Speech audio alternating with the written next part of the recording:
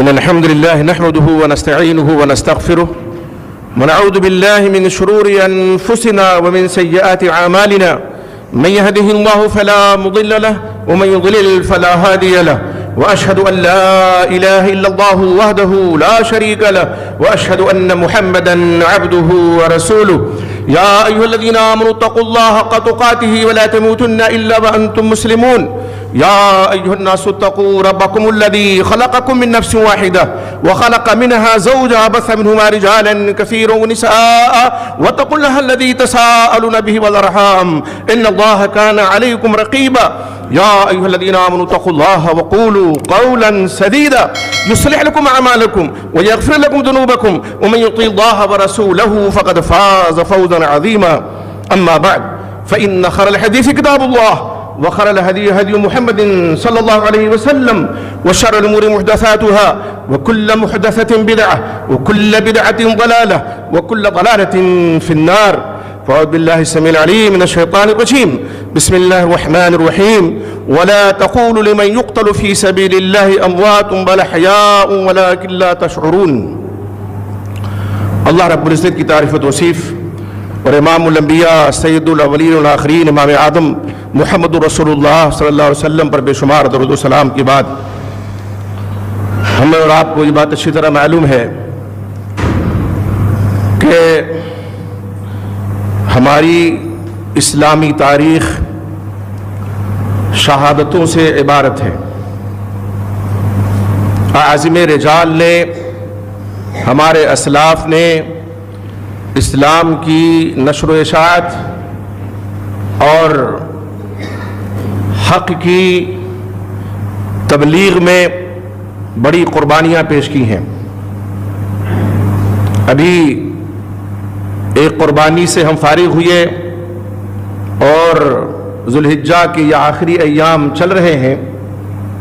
اگر کوئی شخص یہ سمجھتا ہو کہ اس نے جانور کی قربانی پیش کر کے قربانی کا حق ادا کر دیا ہے تو یقیناً یہ بہت سطحی تصور ہے، بہت سطحی سوچ ہے. جانور ایک علامت ہے، ایک رمز ہے. دراصل سب سے پہلے آدمی کو اپنے نفس کی قربانی کا جذبہ اپنے دل میں رکھنا چاہیے. تو ہماری پوری اسلامی تاریخ قربانیوں ہی سے عبارت ہے. جب اسلامی تاریخ کا ہم مطالعہ کرتے ہیں تو ہمارے سامنے بہت سی شہادتیں آتی ہیں، لیکن ایک سازش کے تحت صرف ایک شخصیت کے ارد گرد شہادت کو کر دیا گیا اور وہ فتنہ جو قتل عمر فاروق یا شہادت عمر فاروق رضی اللہ تعالی عنہ سے شروع ہوا تھا اس پر پردہ ڈالنے کے لیے ساری سازشیں رچی گئیں. آپ اسلامی تاریخ کا مطالعہ کریں تو آپ دیکھیں گے کہ بہت سے وہ راوی جن پر رفض و تشیع کا الزام ہے، وہ چاہے مسعودی ہو، یعقوبی ہو، کوئی بھی ہو، سب پہ رفض و تشیع کا الزام ہے اور انہی کے ذریعے سے تاریخ سازی ہوئی ہے. پھر اس کے بعد ایک شخصیت کے ارد گرد شہادت کو کر دیا گیا اور پھر ماتم و شیون اور نوحہ کا وہ سلسلہ شروع ہوا جو آج تک ختم ہونے کا نام نہیں لے رہا. جبکہ شہادت یہ کسی مومن اور مسلم کا مقصود اولی ہے، مطلوب اولی ہے، اور یہ ایک اتنا بڑا درجہ ہے کہ جس کی تمنا، جس کی آرزو سرور رسولہ امام الانبیاء محمد رسول اللہ صلی اللہ علیہ وسلم فرمایا کرتے تھے کہ اللہ مجھے شہادت کے درجے پہ فائز فرما، اپنے راستے میں شہادت نصیب فرما. ایک عظیم مرتبہ ہے، لیکن اس کو جس طرح سے ماتم و شیون میں بدل دیا گیا ہمارے سامنے ہے. آئیے ذرا ہم دیکھیں حقیقت کیا ہے اور سازش کس کی ہے. صحیح بخاری کی ایک حدیث کتاب الفتن کی، حضرت حذیفہ بن یمان رضی اللہ تعالیٰ عنہ وہ کہتے ہیں بینا نحن جلوس عند عمر ابن خطاب رضی اللہ تعالی عنہ، اس درمیان کی ہم حضرت عمر فاروق رضی اللہ تعالی عنہ کے پاس بیٹھے ہوئے تھے، اذ قال کہ اچانک انہوں نے کہا ایکم یحفظ قول النبی صلی اللہ علیہ وسلم عن الفتنہ، تم میں کا کون شخص ہے جو نبی اکرم محمد رسول اللہ صلی اللہ علیہ وسلم سے فتنے کے بارے میں یاد رکھے ہوئے ہے کہ فتنہ کے بارے میں آپ نے کیا فرمایا؟ قال، حضرت حذیفہ جو اکثر شر کے بارے میں جیسے دوسرے حدیث میں آتا ہے سوال کرتے تھے آپ سے کہ شر سے بچ جائیں، اکثر لوگ خیر کے بارے میں سوال کرتے تھے، انہوں نے فرمایا فتنۃ الرجل فی اہلہ ومالہ وولدہ وجارہ، آدمی کا فتنہ آزمائش اس کے اہل و عیال میں ہوتا ہے، اس کی اولاد میں، اس کے پڑوسیوں میں ہوتا ہے۔ اللہ اولاد دے کے آزماتے ہیں، مال دے کے آزماتے ہیں، کسی کے پڑوس میں بسا کر کے آزماتے ہیں۔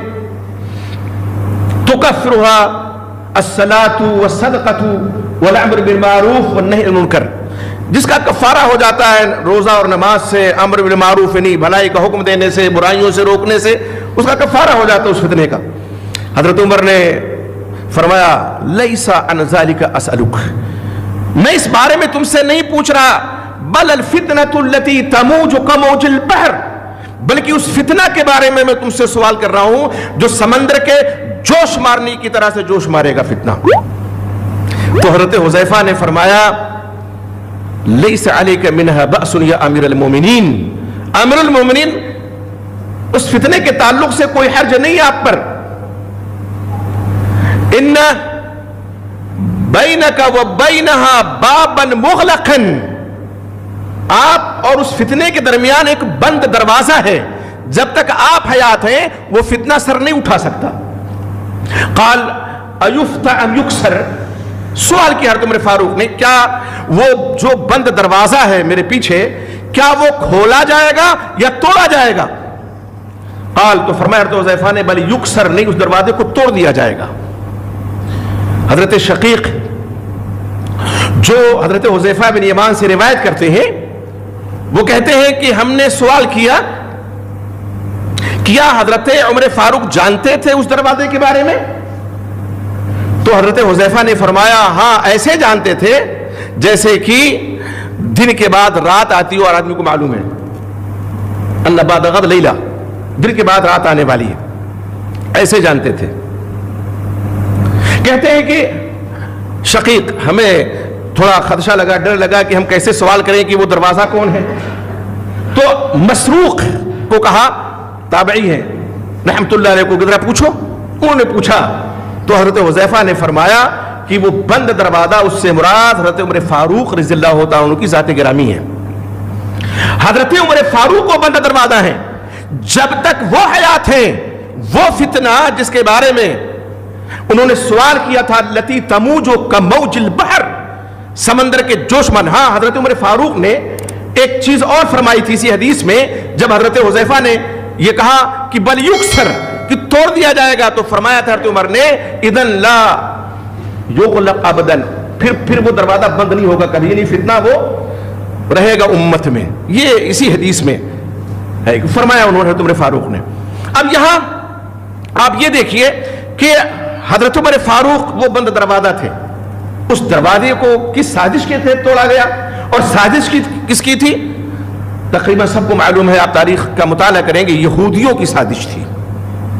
یہودیوں نے ابو لولو مجوسی کو تیار کیا اس کے لیے، اور حضرت عمر فاروق رضی اللہ تعالیٰ عنہ عین فجر کے وقت، فجر کی امامت فرما رہے تھے، اس وقت ان پر زہر آلود خنجر مارا، اور اسی کی پاداش میں یکم محرم الحرام کو جو بھی 4-5 دن کے بعد تاریخ آنے والی ہے ان کی شہادت ہوئی۔ میں اشارے صرف کر رہا ہوں، خطبے کا وقت مختصر ہوتا ہے۔ آپ دیکھیں کہ وہ گویا کی بند دروازہ، جب تک ہم نے فاروق رضی اللہ عنہ حیات تھے کسی کو جرات نہیں تھی، کسی کو جسارت نہیں تھی کہ وہ اسلام کے خلاف، مسلمانوں کے خلاف فتنہ انگیزی کر سکے، اتنی ہیبت طاری رہتی تھی۔ اور کیوں نہ طاری رہتی، اللہ کے نبی محمد رسول اللہ صلی اللہ علیہ وسلم نے حضرت عمر ہی سے فرمایا تھا کہ عمر تمہاری شخصیت تو وہ شخصیت ہے کہ جس گلی سے تم گزرتے ہو وہ گلی شیطان چھوڑ دیتا ہے۔ عمر کو دیکھ کر کے اگر ابلیس پہ کپ کپی طاری ہو سکتی ہے اور شیطان لعین وہ گلی چھوڑ سکتا ہے جس گلی سے عمر کا گزر ہو، تو یہودی لعینوں کی ہمت کیا ہوتی کہ وہ حضرت عمر فاروق کے عہد مسعود میں، ان کی زندگی میں، ان کی حیات مبارکہ میں کوئی فتنہ انگیزی کر سکتے ہیں۔ لیکن یہ ہوا، شہادت ان کی ہوئی، اور پھر حضرت عثمان غنی رضی اللہ تعالیٰ عنہ سریر آرائے خلافت ہوتے ہیں، خلیفہ بنتے ہیں، انتہائی بردبار، انتہائی علیم متبع، اور جن کے بارے میں اللہ کے نبی محمد رسول اللہ صلی اللہ علیہ وسلم نے فرمایا۔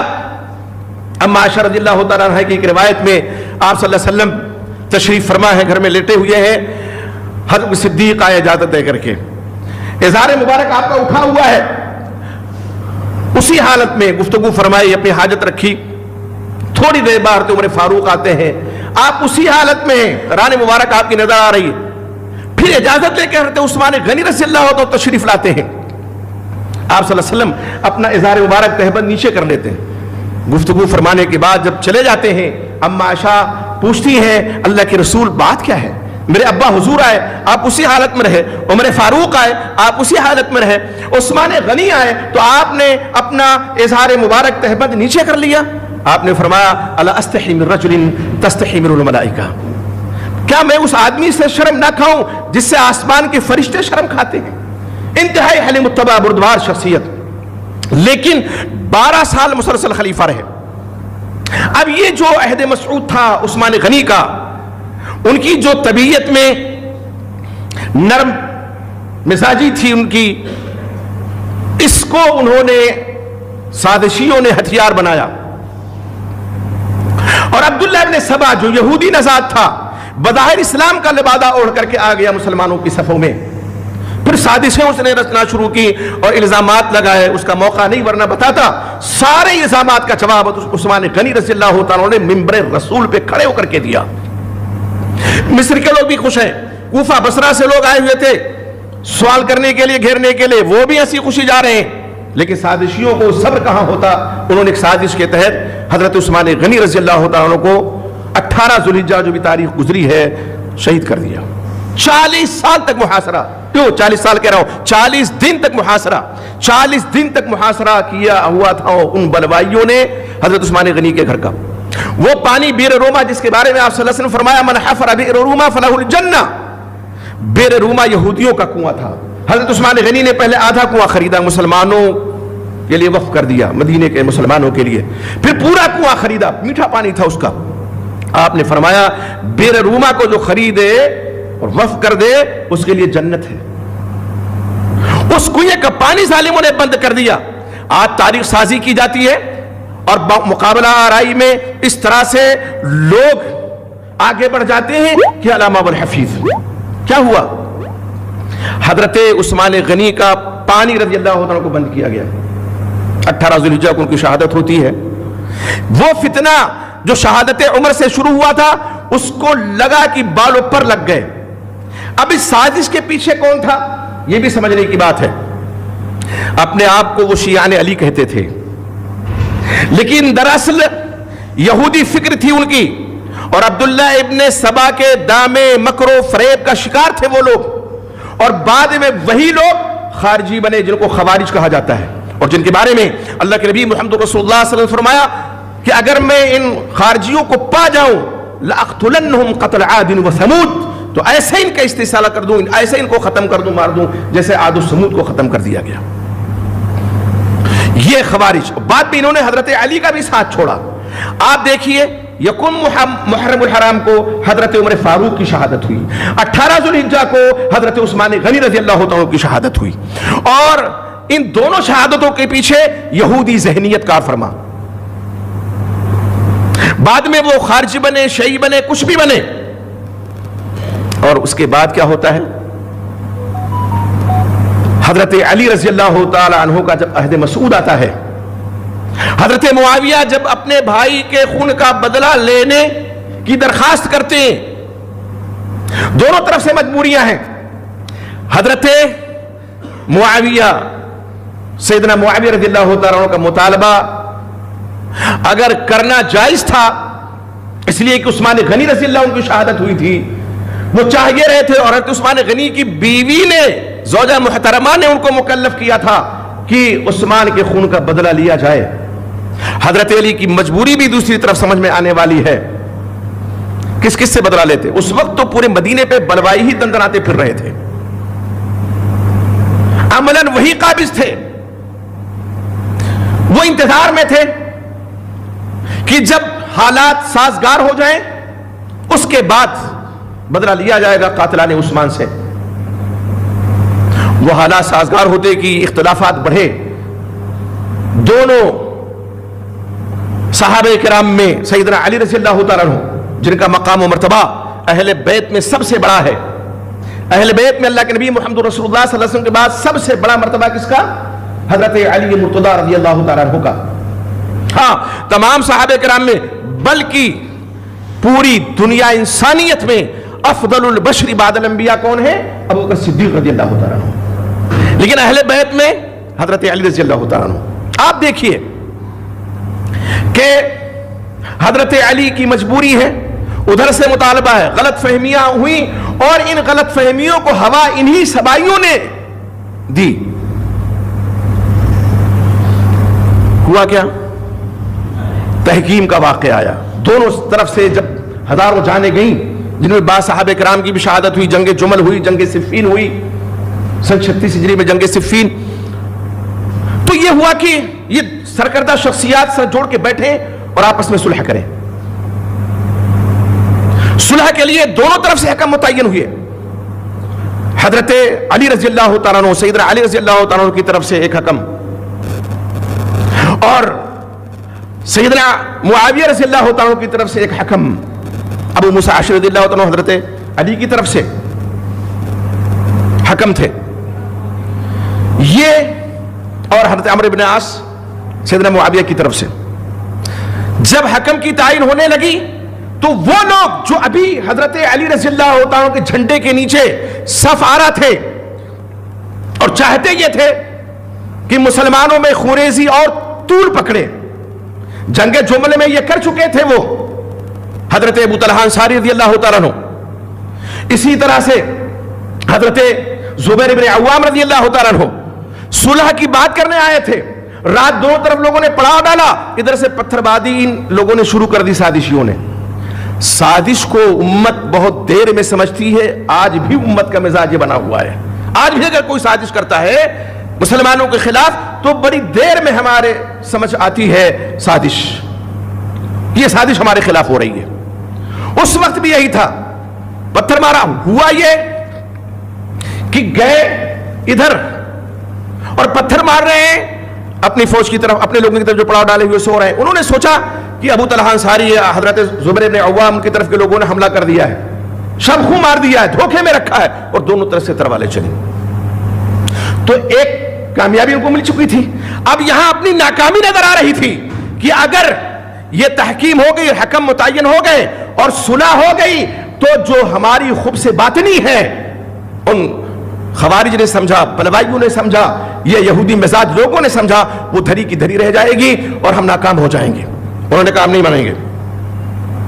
سہارا کس کا لیا؟ قرآن مجید کی ایک آیت کریمہ کا، ان الحکم الا للہ. اللہ نے فرمایا ہے کہ حاکمیت تو اللہ ہی کی ہوگی، تو حکم اللہ کے علاوہ ہم کسی کو نہیں مانیں گے. آج بھی بہت سے لوگ ہیں جو ایک آدھ آیت کا ٹکڑا لے کر کے اپنی بات منوانے کی کوشش کرتے ہیں کہ قرآن میں یہ ہے، حدیث میں یہ ہے. علی مرتضی رضی اللہ تعالیٰ عنہ جو دربار رسالت کے پر اردہ تھے، نبی اکرم محمد رسول اللہ صلی اللہ علیہ وسلم کی تربیت یافتہ تھے، فوراً بھاپ گئے ان کی سازش کو. فرمایا کلمۃ حق ارید بها الباطل، یہ کلمہ جو تم کہہ رہے ہو یہ تو حق ہے، یہ تو قرآن کی آیت ہے، لیکن جو مراد تم لے رہے ہو وہ باطل ہے. اسی قرآن میں اللہ تعالیٰ نے دوسروں کو بھی حکم بنانے کا حکم دیا ہے کہ نہیں ہے. میاں بیوی میں اگر ناچاقی ہو جاتی ہے تو ایک مرحلہ ایسا آتا ہے کہ اللہ نے کیا فرمایا؟ فَبَعْثُوا حَكْمًا مِنْ أَهْلِهِ وَحَكْمًا مِنْ أَهْلِهَا.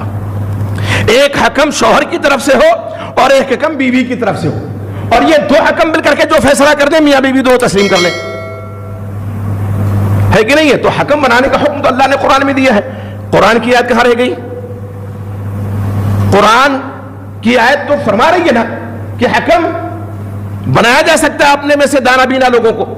اور اللہ رب العزت نے دیکھیے فرمایا فَلَا وَرَبِّكَ لا یؤمنون حتی یحکموک فیما شجر بینہم، آپ کے رب کی قسم ہے یہ مومن کامل نہیں ہو سکتے جب تک کہ اپنے اختلافات میں آپ صلی اللہ علیہ وسلم کو حکم نہ بنا لیں.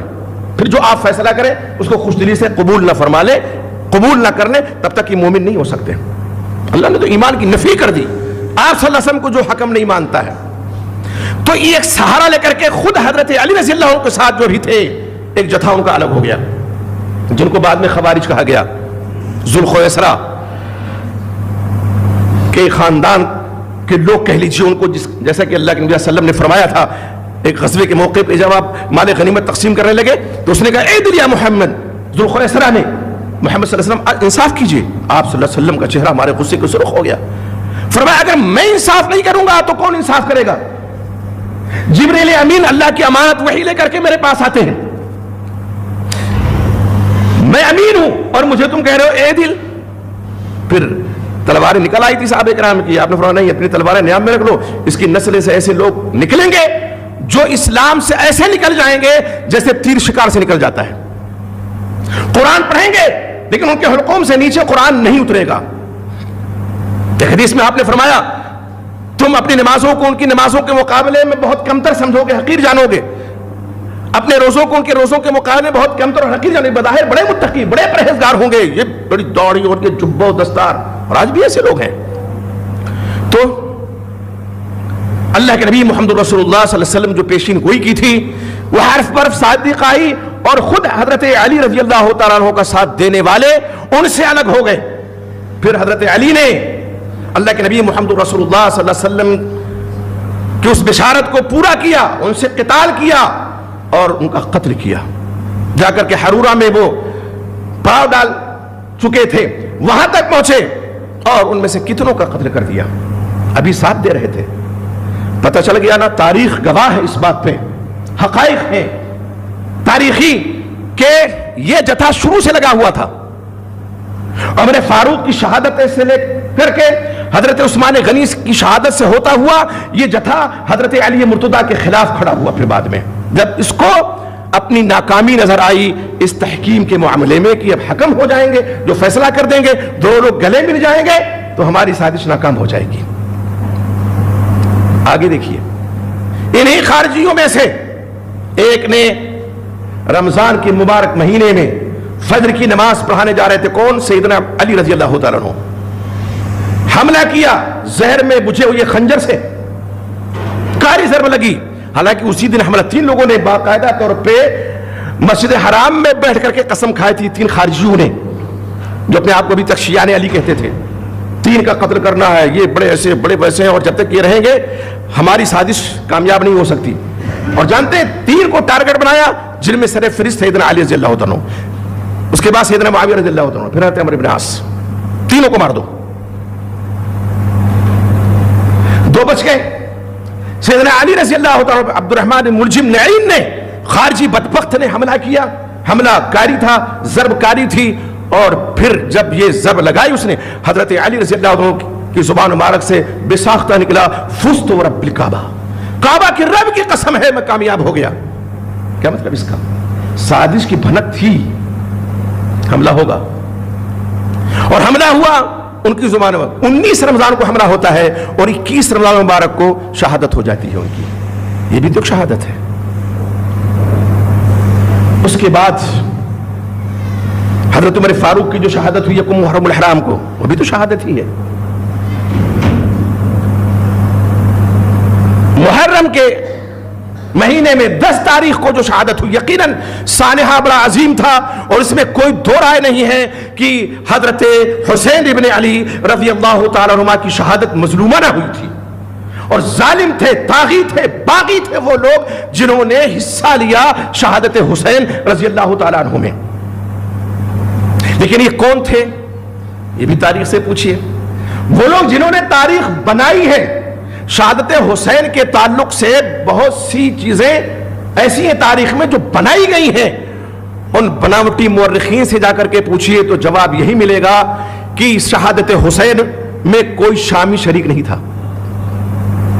دمشق کا کوئی آدمی نہیں تھا.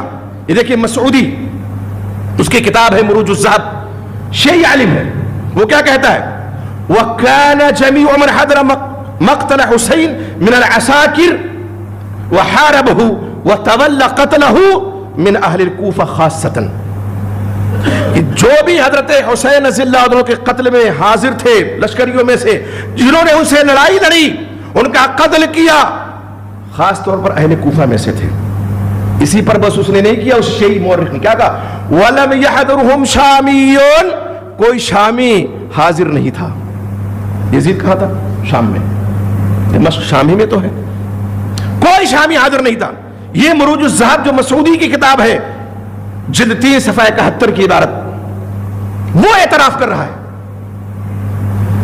ملا باقر مجلسی لکھتا ہے وَتَوَلَّى قَتْلَهُ مِنْ أَهْلِ الْكُوفَةِ خَاصَّةً لَمْ يَحْضُرْهُمْ شَامِيٌّ، بحار الانوار اس کی کتاب ہے، اور ان کے ہاں بڑی معتبر مانی جاتی ہے ملا باقر مجلسی کی۔ وہ کیا کہتا ہے، وَتَوَلَّى قَتْلَهُ، حضرت حسین رضی اللہ تعالیٰ عنہ کا قتل کس نے کیا؟ کوفہ والوں میں سے خاص طور پر، کوئی شامی حاضر نہیں تھا۔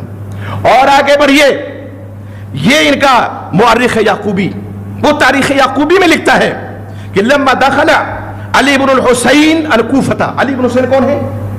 جن کو بیمار کربلا کہا جاتا ہے، جن کا لقب زین العابدین ہے رحمت اللہ علیہ۔ بیمار تھے وہ، عورتیں بچی، بچے بچے نا۔ 10 محرم الحرام کو شہادت عمل میں آئی، حضرت حسین کی بھی، ان کے ساتھیوں کی بھی۔ ایک لمحے کے لیے رک کر کے میں عرض کروں، یہ جو شہادت ہوئی اس کے پیچھے کون تھا؟ کوفہ کے لوگ تھے۔ سینکڑوں خطوط لکھے، 500 خطوط لکھے گئے کہ آئیے ہم یزید کو خلیفہ نہیں مانیں گے، آپ آئیے مکہ۔ روک رہے ہیں کون؟ عبداللہ بن عمر رضی اللہ تعالیٰ عنہ۔ روک رہے ہیں کون؟ ابو سعید خدری رضی اللہ تعالیٰ عنہ۔ روک رہے ہیں کون؟ حضرت عبداللہ ابن عباس رضی اللہ تعالیٰ عنہ۔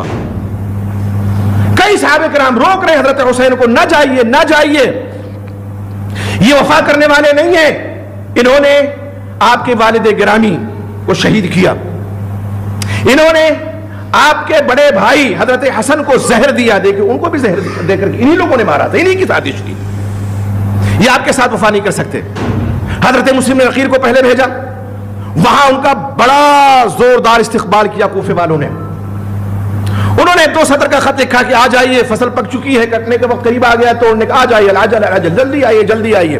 بعد کے حالات نے کیا ثابت کیا؟ عبید اللہ ابن زیاد جب آتا ہے، کہیں بھی شورش ہوتی ہے، کوئی بھی حکمراں ہو تو شورش کو دبانے کے لیے کسی نہ کسی زوراور کو بھیجتا ہے، آج بھی وہی طریقہ ہے، آج فوجوں نے منع کی جاتی۔ عبید اللہ ابن زیاد کوفہ پہنچ، سب سائلنٹ، چند لوگ محدود حضرت مسلم عقیل کے پیچھے ہیں، ابھی ہزاروں تھے، ابھی چند لوگ ہیں، پھر گھیر کر کے ان کو شہید کر دیا جاتا ہے۔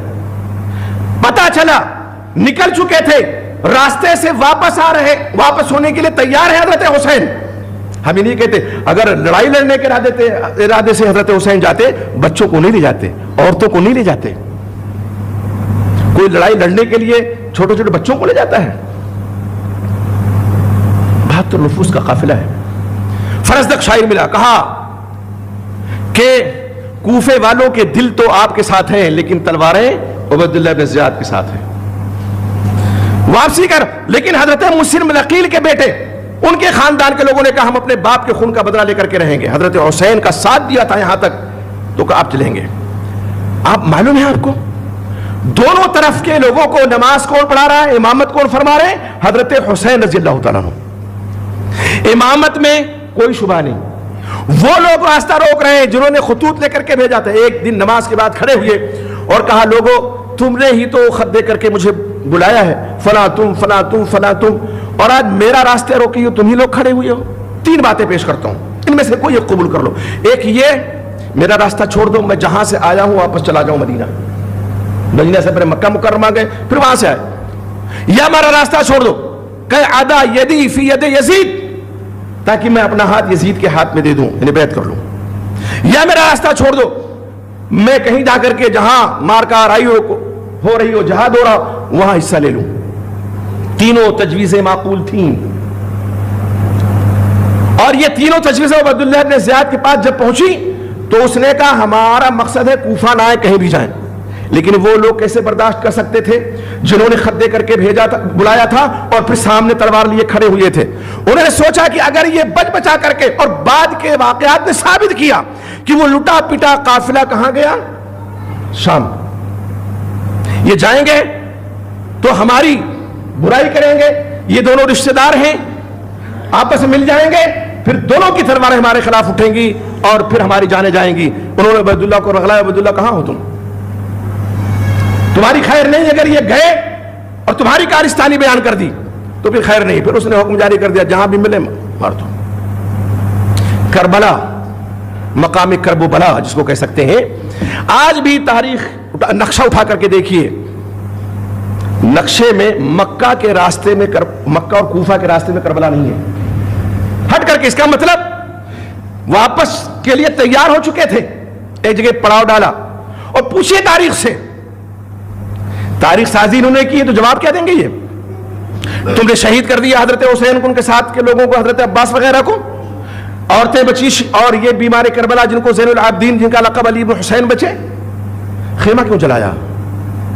بڑا سلگتا ہوا سوال ہے، خیمہ کیوں جلایا آخر؟ جواب اس کے علاوہ کچھ نہیں ہو سکتا۔ خیمہ اس لیے جلایا گیا کہ یہ جو بوریوں میں خط رکھا ہوا ہے کوفے والوں کا، یہ لٹا پٹا قافلہ سامان اپنے ساتھ جب لے جائے گا تو یزید کے سامنے ہماری حقیقت کھل جائے گی، اس لیے خیمے جلا دیے گئے کہ ثبوت مٹ جائے۔ گہری سازش تھی۔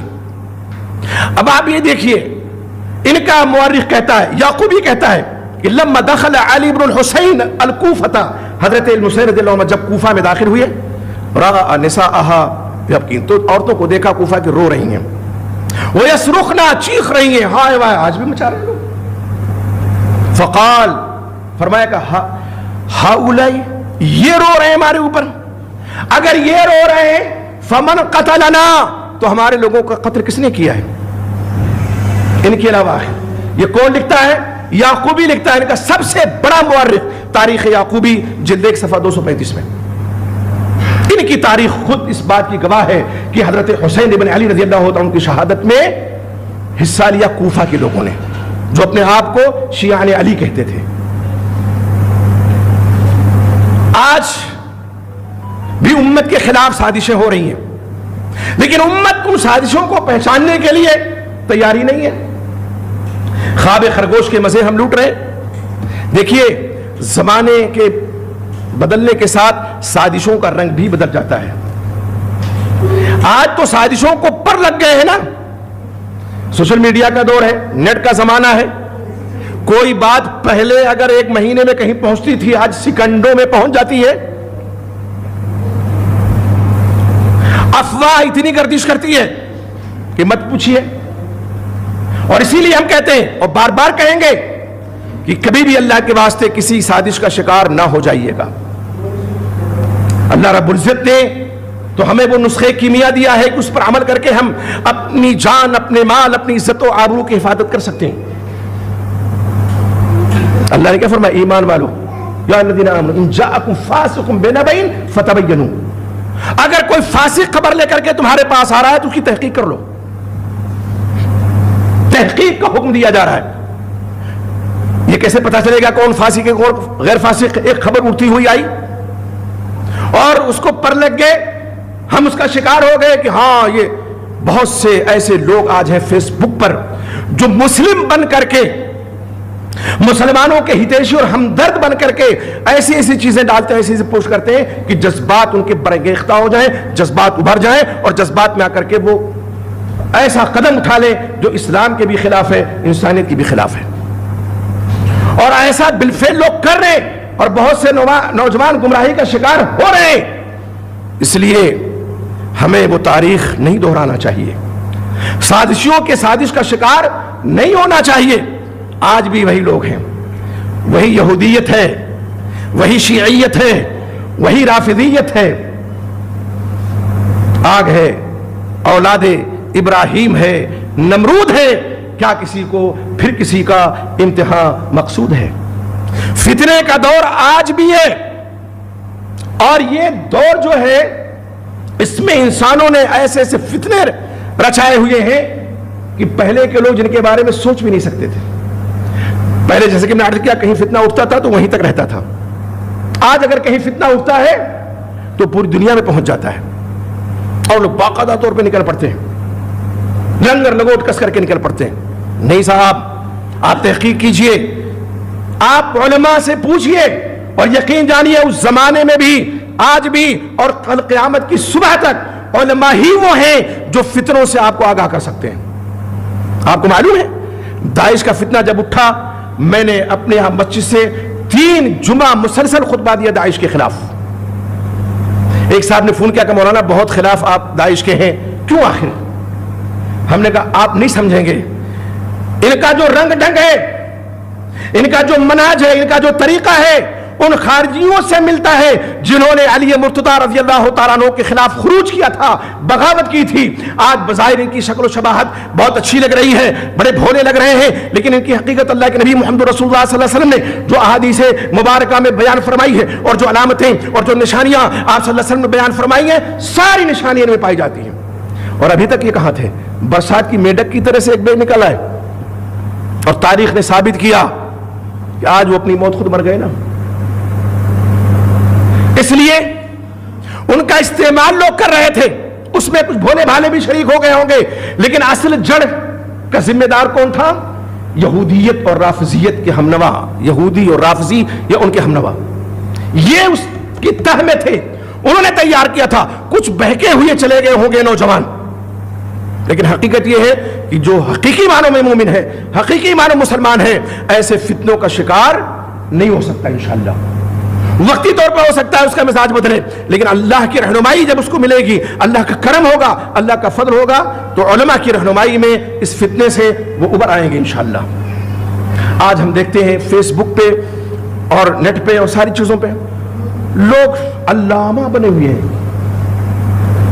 ہر عالم کے اوپر ایک عالم ہے نا، علم کی کوئی انتہا نہیں۔ کوئی کہے کہ میں سب سے بڑا عالم ہوں تو حضرت موسیٰ علیہ السلام کا واقعہ سورہ کہف میں پڑھ لیں، اس کا پس منظر دیکھ لے، کوئی نہیں کہہ سکتا علم کسی کی میراث نہیں، لیکن جتنا علم ہے اسی حد تک اپنے پیجامے میں رہنا چاہیے نا۔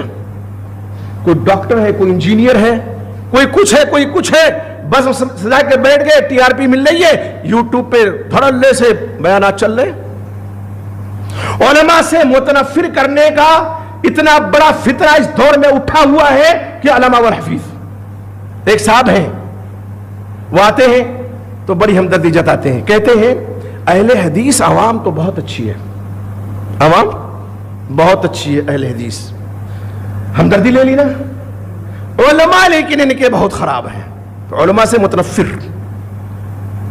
اب جب علماء سے متنفر عوام ہو جائے گی، ہمیں اللہ رب العزت نے ہمارے اوپر فضل کیا، آپ کے اوپر فضل کیا، ہم صحیح العقیدہ ہو گئے، اور اس کے بعد اگر علماء کی سرپرستی نہیں ملے گی تو شیطان کب کہاں لے جا کر کے گمراہ کر دے بیان نہیں کیا جا سکتا۔ اور بالفعل ایسا ہو رہا ہے آج کل، جو ایک بندش سے آزاد ہوتے ہیں ان میں بعض ایسے ہیں جو دوسری بندش میں گرفتار ہو جاتے ہیں، نفس کی بندش میں، کہ اب تو ہم علامہ ہو گئے، ہم ان کی کیوں سنیں گے بھائی، ہم امام حنیفہ کی نہیں سنتے رحمت اللہ علیہ، تو ان کی کیا سنیں گے آج کے عالم کی؟ میرے بھائی بہت خطرناک یہ ذہنیت ہے، اور یہ فتنہ ہے، یہ فتنہ ہے آج کے دور کا سب سے بڑا فتنہ، علماء سے دور کرنے کا فتنہ۔ آج جب یہ کہا جاتا ہے، برائی بیان کی جاتی ہے اس وقت کے لوگوں کی، یہاں ان کا مورخ کہہ رہا ہے کوئی شامی حاضر نہیں تھا، کوئی لم یحضرہم شامیٌ، تو شامی میں کیا یزید نہیں تھا؟ ڈائریکٹ اس کا کہاں حصہ ہے؟ ہم اس کی تبریر نہیں کرتے یزید کی، ہم اس کی وکالت نہیں کرتے، لیکن تاریخ کا خون ہوتا ہوا بھی نہیں دیکھ سکتے ہیں، حقائق کا خون ہوتا ہوا بھی نہیں دیکھ سکتے ہیں۔ جو ملزم ہے اس کو کٹگرے میں کرو، اور جس کا جتنا جرم ہے اس کا اتنا جرم اس کے سر پہ ڈالو۔ قتل حسین کے ڈائریکٹ ذمہ دار کوفہ والے ہیں، ان کو ذمہ دار نہ بنا کر کے، نہ بتا کر کے ادھر ادھر میں الجھا دیا جاتا ہے، اور پھر جانتے ہیں دامن یا گریبان جب ایک کا پکڑا گیا تو اس کے گریبان سے ہوتے ہوئے حضرت معاویہ رضی اللہ تعالیٰ عنہ کے گریبان پہ ہاتھ پہنچ جاتا ہے، پھر ان کے گریبان سے ہاتھ ہوتا ہوا ایک آدمی کا کہاں پہنچ جاتا ہے؟ عثمان غنی رضی اللہ تعالیٰ عنہ کے گریبان پہ پہنچ گیا، پھر ان کے گریبان کو چاک کرتے ہوئے محدث ہے امت سیدنا ابو ہریرہ رضی اللہ تعالیٰ عنہ کے گریبان کو چاک کرنے سے آدمی باز نہیں آتا ہے. یہ آپ سننے ہوگے, اشارہ عقل مندوں کے لیے کافی ہے. ابھی پچھلے دنوں سیدنا ابو رضی اللہ عنہ کے تعلق سے ایک صاحب نے کافی ہرزہ سرائی کی. ابو ہریرہ کون ہے؟ اللہ کے نبی محمد رسول اللہ صلی اللہ علیہ وسلم فرمایا کون ہے جو اپنی چادر پھیلائے, جو کچھ میں کہوں وہ نہ بھولے. کس نے چادر پھیلائی تھی؟ محدث امت حضرت ابو رضی اللہ عنہ نے, جن کا قول ترک الفاظ میں موجود. ایک صاحب نے خواب دیکھا تو حضرت ابو ہریرہ فرماتے ہیں, حالانکہ خواب کو دلیل ہم نہیں بناتے لیکن جو بناتے ہیں ان کے لیے عرض کرتے ہیں, کیا فرمایا؟ انا اول اہل الحدیث فی الدنیا, انا اول اہل الحدیث فی الدنیا. یہ کون کہہ رہے ہیں؟ حضرت ابو رضی اللہ عنہ. چادر بچھائی, کہتے ہیں میں نے سمیٹا, جو کچھ آپ سے سنا کبھی میں نہیں بھولا. صحیح بخاری کی حدیث ہے. سوال کرتے ہیں اللہ کے رسول, من اسد الناس بشفاعت یوم القیامت یا رسول اللہ, اللہ کے رسول کل قیامت کے دن آپ کی شفاعت پا کر کے کون سا زیادہ خوش نصیب ہوگا؟ آپ نے فرمایا لقد ظننت یا ابا ہریرہ اللہ یسأل عن هذا الحديث اول منك لما رأيت من حرصك على الحديث. ابو ہریرہ میں جانتا تھا کہ تم سے پہلے اس حدیث کے بارے میں مجھ سے کوئی سوال نہیں کر سکتا, جو میں تمہارا حرص دیکھ رہا ہوں حدیث پہ. اسعد الناس, پھر وہ حدیث آپ نے بیان فرمائی, اسعد الناس بشفاعت یوم القیامت من قال لا الہ الا اللہ خالصا من قلبہ. میری شفاعت پا کر کے سب سے زیادہ کل قیامت کے دن وہ شخص خوش نصیب ہوگا جس نے صدق دل سے, خلوص دل سے لا الہ الا اللہ کا اقرار کیا ہوگا. حدیث آپ نے بیان فرمائی. کئی سال ہو گئے, میں عرض کر کے ختم کروں. پنجاب میں مائنر کوٹ ایک جگہ ہے, ڈاکٹر عبدالدیان انصاری رحمۃ اللہ علیہ, مغفرت فرمائے ان کی, صوبائی جمعیت کے امیر تھے. ان کی دعوت پہ ہم گئے تھے, ہمارے بیٹے مولانا فرید الدین فیضی بھی تھے. 1 گھنٹہ میری تقریر تھی, 2 گھنٹہ سوال جواب, اور اس 2 گھنٹے میں باقاعدہ فوٹو کاپی سوال میں بعد مفتیان کرام سے ایک سوال تھا کہ آپ اپنے آپ کو اہل الحدیث کہتے ہیں تو حدیث سے ثابت کیجئے کہ اللہ کے نبی محمد رسول اللہ صلی اللہ علیہ وسلم کے فرمان کو حدیث کہتے ہیں. یاد آ گیا تو سن لیجئے. میں مسکرایا, میری عادت ہے میں ناراض نہیں ہوتا ہوں کیسا بھی سوال ہو. میں نے کہا کہ حدیث ہی نہیں, ہم تو قرآن سے بھی ثابت انشاءاللہ کریں گے کہ اللہ کے نبی محمد رسول اللہ صلی اللہ علیہ وسلم کے فرمان کو حدیث کہتے ہیں. پھر یہ حدیث میں نے بیان کی جو ابھی میں نے ذکر کی حضرت ابو رضی اللہ عنہ کی, لقد ظننت یا ابا ہریرہ ان لا یسأل عن هذا الحدیث. میں جانتا تھا ابو ہریرہ اس حدیث کے بارے میں تم سے پہلے مجھ سے کوئی سوال نہیں کرے گا. اور ایک حدیث میں آپ نے فرمایا کہ نضر اللہ امرأ سمع منا حدیثا فحفظه ثم اداه كما سمعه. اللہ اس شخص کے چہرے کو تر و تازہ رکھے جس نے مجھ سے کوئی حدیث سنی, پھر جس طرح سنی تھی اسی طرح سے دوسروں تک پہنچا دی. تو آپ دیکھیے اللہ کے نبی محمد رسول اللہ صلی اللہ علیہ وسلم کا فرمان جو حدیث ہے, یہ قرآن مجید کی بے عینہ تفسیر ہے. قرآن مجید کی کیا ہے؟ بے عینہ تفسیر ہے. احادیث صحیحہ کی تفسیر قرآن ہے. قرآن کہتا ہے نا, اللہ رب العزت کیا فرماتے ہیں کہ ہم نے آپ کی طرف ذکر کو نازل کیا کس لیے؟ لِتُبَيَّنَ لِلنَّاسِ مَا نُزِّلَ إِلَيْهِمْ, تاکہ جو کچھ ان کے لیے نازل کیا گیا ہے اس کی آپ وضاحت کر دیں. اور وضاحت آپ نے کہاں فرمائی؟ احادیث میں. وضاحت آپ صلی اللہ علیہ وسلم نے کہاں فرمائی؟ احادیث میں. تو اللہ کے نبی محمد رسول اللہ صلی اللہ علیہ وسلم نے جو شریعت ہمیں دی ہے اس شریعت پہ ہم قائم رہیں, یہ سب سے بڑی ہماری خوش نصیبی ہے. اور اس سے ہٹانے کے لیے عجیب عجیب ہتھیار لے کر کے لوگ آتے ہیں. کوئی حدیث کا انکار لے کر کے آتا ہے, کوئی محدثین کا انکار لے کر کے آتا ہے, کوئی صحابہ کرام رضی اللہ تعالیٰ عنہم اجمعین کے دامن تقدس کو تار تار کرنے کے لیے مختلف بہانے سے آتا ہے. اور شروعات یہیں سے ہوتی ہے. یزید تک پہنچے, پھر حضرت معاویہ کا گریبان پکڑا, پھر حضرت عثمان کا گریبان پکڑا, پھر محدث امت کا, اور اب تو ابوبکر صدیق رضی اللہ تعالیٰ کے گریبان تک لوگ پہنچ رہے ہیں. بچے گا کیا؟ وہ قول یاد کیجئے ابو زرعہ راضی رحمت اللہ علیہ کا, انہوں نے کفایہ میں ان کا قول موجود ہے کہ اگر تم کسی شخص کو دیکھو, لو رأیت رجلا ینتقص من احد اصحاب النبی صلی اللہ علیہ وسلم, کہ نبی اکرم محمد رسول اللہ صلی اللہ علیہ وسلم کے صحابہ میں سے کسی کی تنقیص کر رہا ہے, ابجوئی کر رہا ہے, برائی کر رہا ہے, فعلم, تو جان لو انہ زندیق, کہ وہ شخص زندیق ہے, اسلام سے اس کا کوئی تعلق نہیں. کیوں؟ لأن اللہ حق والقرآن حق, والرسول حق, اس لیے کہ قرآن حق ہے, رسول حق ہے, اور یہ قرآن و حدیث ہمیں انہی نفوس قدسیہ کے ذریعے سے یہ چیزیں ملی ہیں. تو یہ دشمنان اسلام چاہتے یہ ہیں، اسلام کے دشمن، کہ اسلام کے جو پہلے گواہ، پہلے راوی صحابہ کرام ہیں، ان کو مجروح کر دیں، ان کو عیب زدہ کر دیں، تاکہ اسلام پر حملہ آسان ہو جائے. کہ ابو ہریرہ کی جب یہ حالت تھی تو ان کی حدیث بیان کی ہوئی، اس کی کیا اہمیت ہوگی؟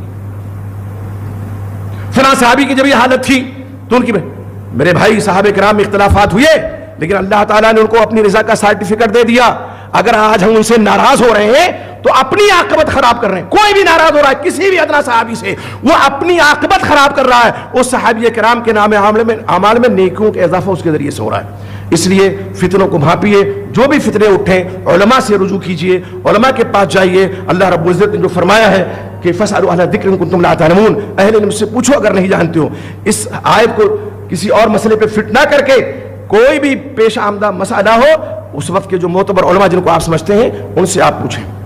اللہ سے دعا کیجئے کہ اللہ تعالیٰ تمام فتنوں سے، تمام آفات سماوی ارضی سے ہمیں اور آپ کو مامن و محفوظ رکھے. اللہ ہم تیرے بندے ہیں، گنہگار ہیں، سیاکار ہیں، لیکن تیرے در سے وابستہ ہیں. اللہ ہمارے گناہوں کو معاف فرما، ہمارے لغزشوں کو معاف فرما، ہماری خطاؤں کو معاف فرما. اللہ میں جو بیمار کو شفا عطا فرما. اللہ ہمارے بھائی جو قرضدار ہیں، اللہ کوئی آسان سی سبیل پیدا فرما دے، ان کا قرض دور ہو جائے. اللہ ہمارے مسلمان بھائی جو دنیا کے کسی خطے پریشان حال ہیں، اللہ ان کی پریشانی کو دور فرما. اللہ یہ وطن ہمارا پیارا وطن ہے، اس وطن میں ہمیں امن و امان کی زندگی عطا فرما. ہماری عزت و آبرو کی حفاظت فرما، ہمارے جان و مال کی حفاظت فرما. اللہ میں ظالموں کے ظلم و ستم سے مامن محفوظ فرما دے. اللہ یہ وطن ہمارے لیے امن و امان کا گہوارہ بن جائے، اس کی توفیق عطا فرما. اللہ میں جن کے والدین یا والدین میں سے کوئی ایک جو حیات ہے، اللہ میں توفیق عطا فرما، ان کی خدمت کر کے ہم تیری رضا حاصل کر لیں.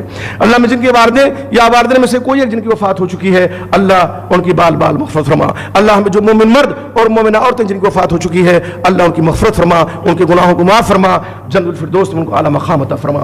اللہ رب ہمیں جو بیمار ان کو شفا عطا فرما. اللہ تمام وباؤں بلاؤں آفات سماوی ارضی سے ہمیں مامن محفوظ فرما دے. اللہ جس طرح تو نے ہمیں یہاں اکٹھا کیا ہے، اللہ اپنی رضا دے کر کے توفیق عطا فرما کہ ہم جنت میں بھی اکٹھا رہیں. اللہ تعالیٰ ہمیں جنت الفردوس کا وارث بنا دے. اللہ رب ہمارے گناہوں کو معاف فرما. ہم جب اس دنیا سے جانے لگے تو ہمارے لبوں پہ اشہد ان لا الہ الا اللہ و اشہد ان محمدا عبدہ ورسولہ جاری ہو. اللہ ایمان پر ہمارا خاتمہ ہو، اس کی توفیق عطا فرما. آمین. تقبل بارک اللہ.